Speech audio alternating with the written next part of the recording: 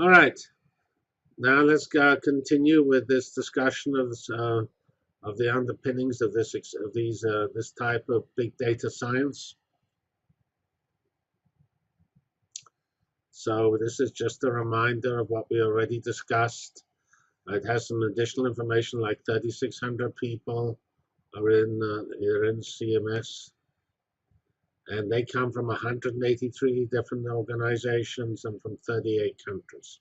So this clearly demonstrates the need for the work collaboratively in the slogan for this course. And this also points out what I already mentioned. It cost $500 million just to build each of those experiments. Atlas is essentially the same size as it says here, only 3,000. I'm not certain how accurate these numbers are. Here are the actual 7 different experiments we saw on the picture earlier: Atlas, Alice, CMS, LHCb. The other ones we did not see. There are smaller experiments. Notice this is a European Union experiment, but it has a collaboration with the United States and probably other countries as well. But the fundamental management and funding that went into this came from the European Union. Of course, the US had a machine of this class, the so-called SSC. It was in Dallas, Texas, and that was closed down in some political/scientific events where at some critical time the support of the field or the support of scientists broadly was not enough to preserve the SSC. So actually they were gone quite a long way in constructing it before it was just terminated. And then CERN, the European Union has one feature that's interesting. Once you get something started, it's not so easy to turn it off because all the countries are collaborating. And if one country decides to pull out, the other countries can stop that happening because they'll have various other implications for the whole European Union. So the EU process puts on some stability into projects in Europe.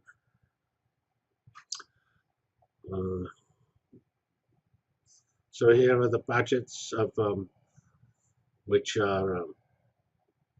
If you go to the Department of Energy, I mean, there's some National Science Foundation funding going into LHC, but most of it comes from DOE.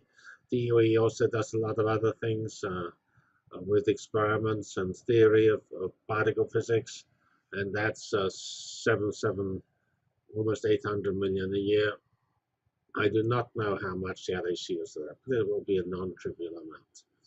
And if you just look at what it takes to fund all these people, 6,000 people, that's where I sort of estimated $500 million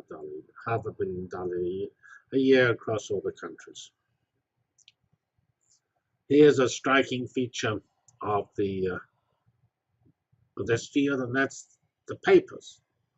If you look at this, I pointed out there are 3,000 people on these experiments. So here are the beginning of the 3,000 people. We have AAD as the first person, and on this particular slide we get to BAU. So we only got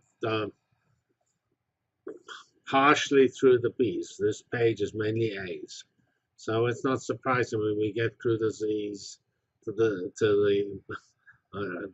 participants beginning with Z, which presumably largely come from China.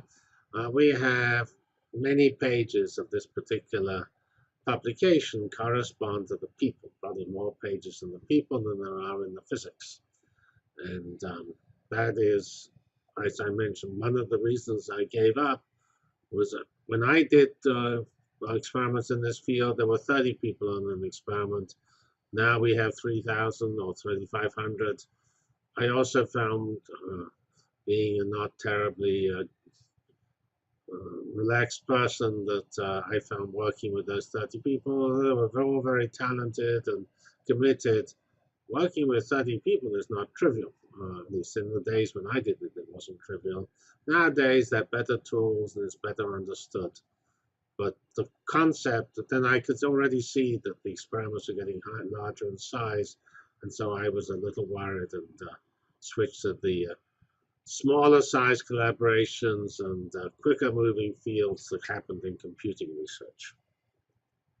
here is the sort of this is again comes from my past. This is not from my past, but it's the type of things I used to do.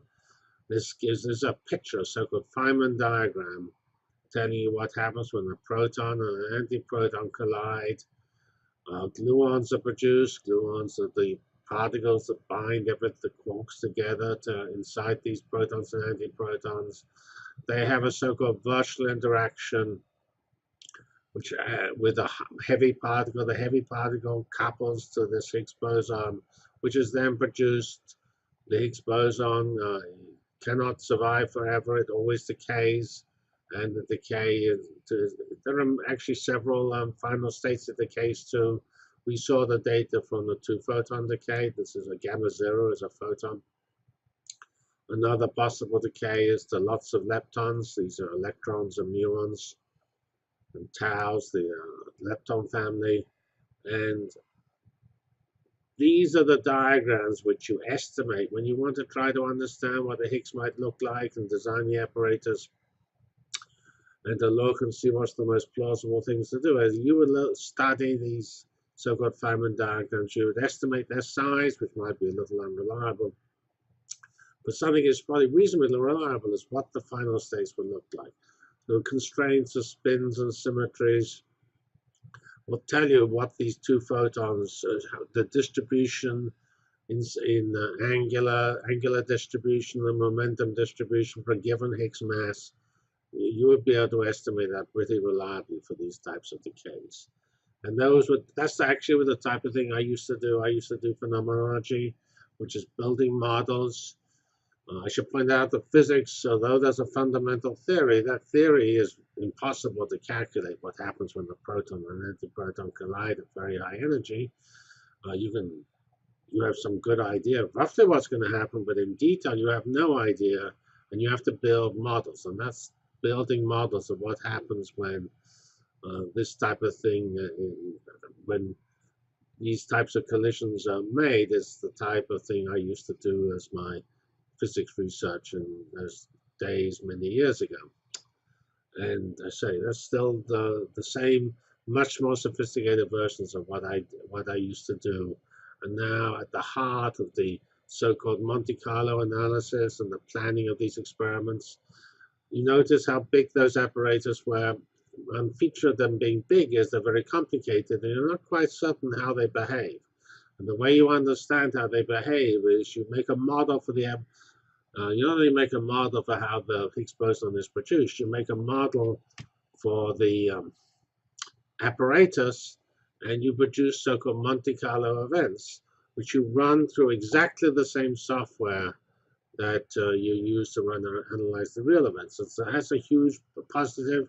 If you take events which have Higgs particles in them, and you generate them by the Monte Carlo, and then you run them through the science and the actual same software you use to run real events, you can convince yourself you would have seen it, and also you estimate the so-called efficiency, the probability, if you observe a certain number of Higgs boson events, the probability that what fraction of the actual Higgs boson events you saw. So that's how these innocent-looking pretty pictures are used. And now we go on for the rest of this unit into a discussion of some pictures illustrating big science. And then we finally get back into the next unit. We will actually go into the actual statistical analysis of what's going on. Thank you very much. This is Jeffrey Fox finishing this second lesson of the first unit on physics informatics and the discovery of the Higgs boson. Thank you very much.